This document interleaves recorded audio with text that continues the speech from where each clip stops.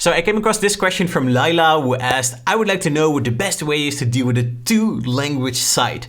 Would it be best to use tags for this and create separate automations per language?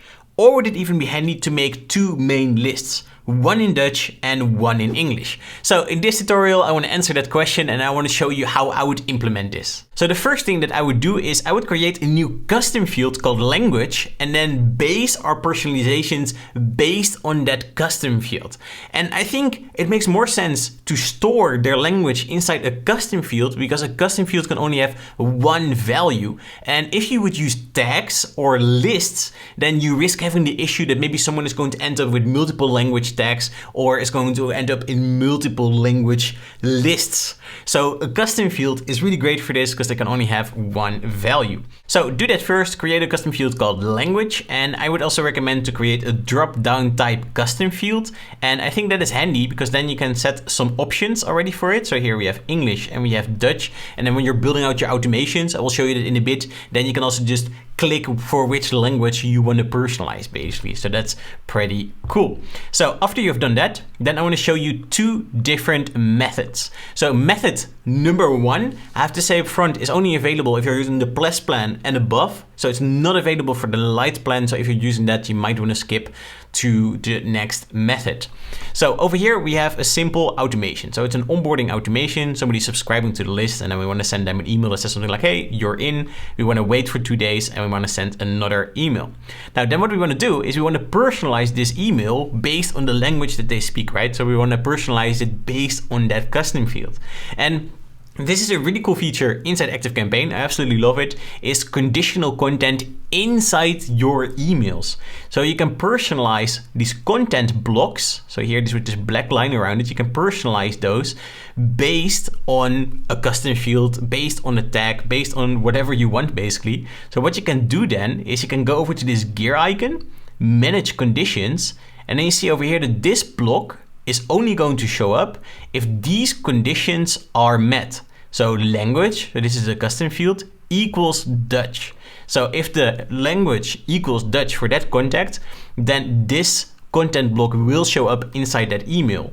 And over here, you see that I did something different. If we go over here, manage conditions, then you see that this block with the English text will only show up if the language does not equal, so is not Dutch.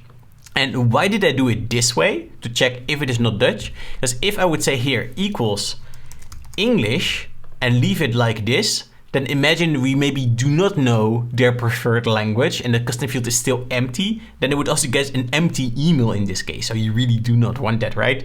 So you have to create some kind of fallback. So that's why I said over here does not equal Dutch. So let me quickly demonstrate that over here. So here we have this profile, emildo@gmail.com, and I want to set the language over here to Dutch. So this person speaks Dutch, and then I want to send this email. So here we set emildo@gmail.com. Then we go over to this inbox. I'll refresh this quickly. And then you see over here that it says, hey Emma, bedankt voor het joinen, blah, blah, blah, then the whole email in Dutch. So it's personalized based on this custom field over here. If I change this now to English, I click save, I'll quickly delete this email, and then I will send another one. So then I will go over here. So then you will see right now that it says like, hey Emma, thanks for joining the list. Glad you found me on this little corner of the internet. So now we have this email in English because over here the value for this custom field is English. Pretty cool, right? So I'm really a huge fan of this method. One thing that might be a little bit more difficult is personalizing the subject line. It is also possible, but if you want to do that, then just check out this tutorial over here and then we'll show you how you can personalize the subject line with conditional content. So this is method number one, and I really like it because your automations stay so simple. Now then method number two, and this is without conditional content. In this case, basically what we did is we created two paths for each language. So there's still the same automation, the onboarding, somebody is joining the list, and then we want to send 2 emails. But now what we do is we check the value of the language custom field inside an if else. And then if the condition inside that if else is met, then the yes path will be followed and then it will send these emails. So the conditions over here is language is Dutch, then it will go over here and it will say send the Dutch email to this, it will send another Dutch email. And if the language is not Dutch, so either the language is English or it's still empty, and then it's going to follow the no path, and then it will send an English email to this later, another English email. So just two different methods I wanted to share that I think are very helpful.